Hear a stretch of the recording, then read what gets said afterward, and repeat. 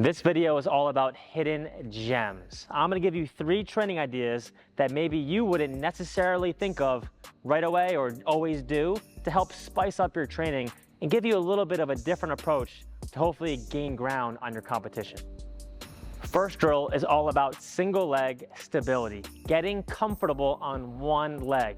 When you're playing proper football, you're gonna be on one leg a lot. Only for a split second, a pass, off the chest, volley. Being comfortable on one leg is so important. So here's a good warm-up drill to get better on one leg. Pretend you have an invisible ball in front of you. Just step into it and pass it. The only difference is I want you to hold your finished position. So step into the ball, hold. Come out of it, right foot now, hold. Come out of it, alternate feet. I'm very stable on this right leg. I'm sitting into that hip, and I'm also creating external rotation at the hip to get good snap on that pass. Stick it on the one leg and externally rotate the hip on the other leg and pop it. And now make it more free flowing, but just get very comfortable on that one leg. But do it with intent. If you just go through the motions, yeah, you're really wasting your time. You're warming up, trying to create good habits. Sit into it. Sit into it. Single leg stability, just set good habits, get comfortable on one leg so when you're in a real match, you feel good spraying it and being on one leg more consistently.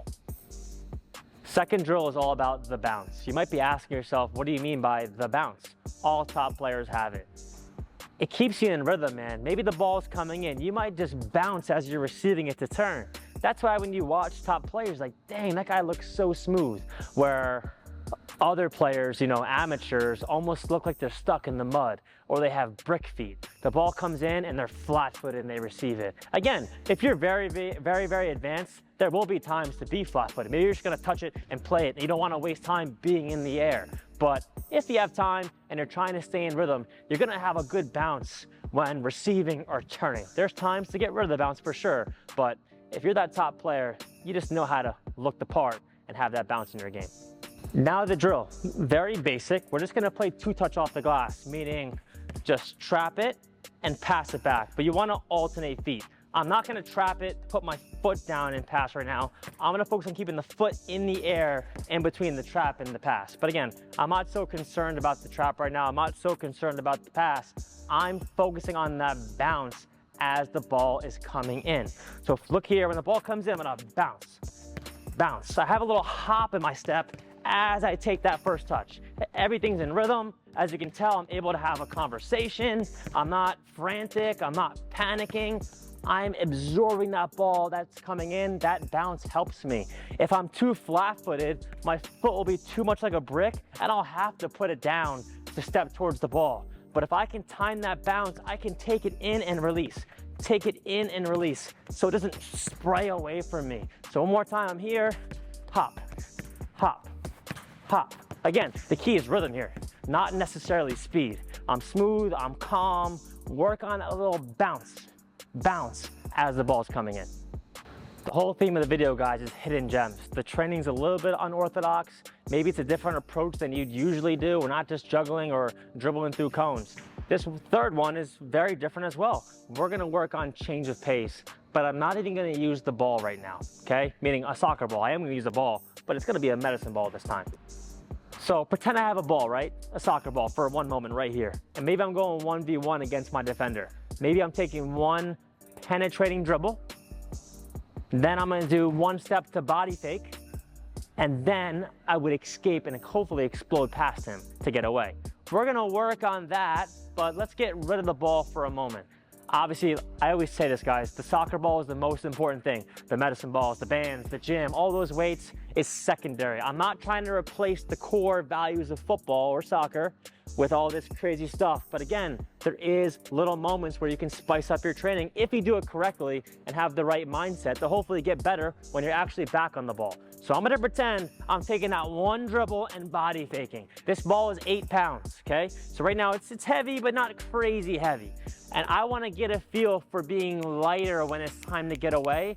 So hopefully it sparks something in my brain to get used to that change of pace.